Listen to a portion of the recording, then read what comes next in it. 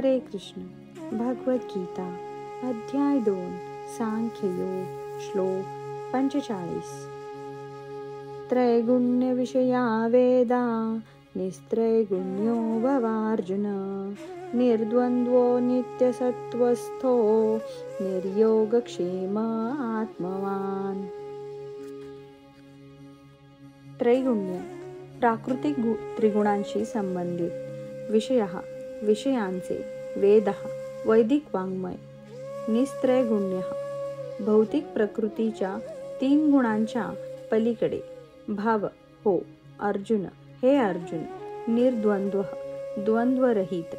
नित्यसत्वस्थ विशुद्ध आध्यात्मिक अस्तित्वामध्ये.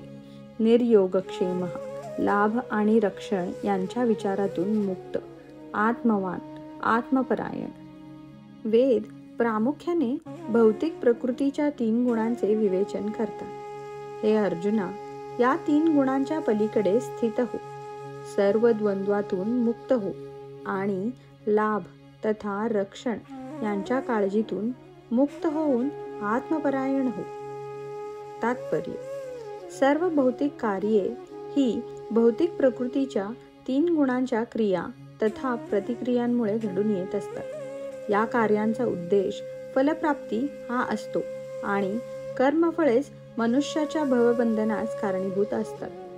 सर्वसामान्य लोकांचा इंद्रिय तृप्तीच्या क्षेत्रातून आध्यात्मिक स्तरापर्यंत क्रमाक्रमाने उद्धार करण्यासाठीच वेद हे विशेषतः सकाम कर्मांचे विवेचन करतात. भगवान श्रीकृष्णांचा सखा तथा शिष्य अर्जुन याने वैदिक तत्वज्ञानाच्या दिव्य स्तरापर्यंत स्वतःला उन्नत करावे असा उपदेश त्याला देण्यात आला आहे. वैदिक तत्वज्ञानाचा आरंभ ब्रह्मजिज्ञासा किंवा सर्वोच्च आध्यात्मिकतेविषयीच्या प्रश्नापासून होतो. भौतिक प्रकृतीत असणारे सर्व जीव अस्तित्वासाठी अत्यंत कठीण असा संघर्ष करीत आहेत.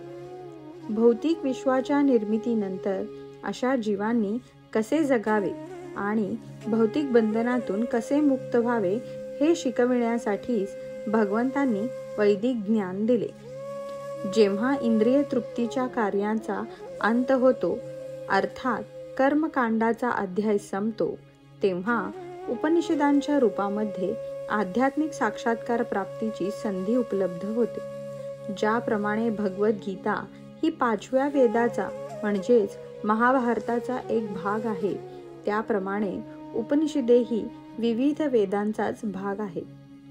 उपनिषदांपासून आध्यात्मिक जीवनाचा प्रारंभ होतो.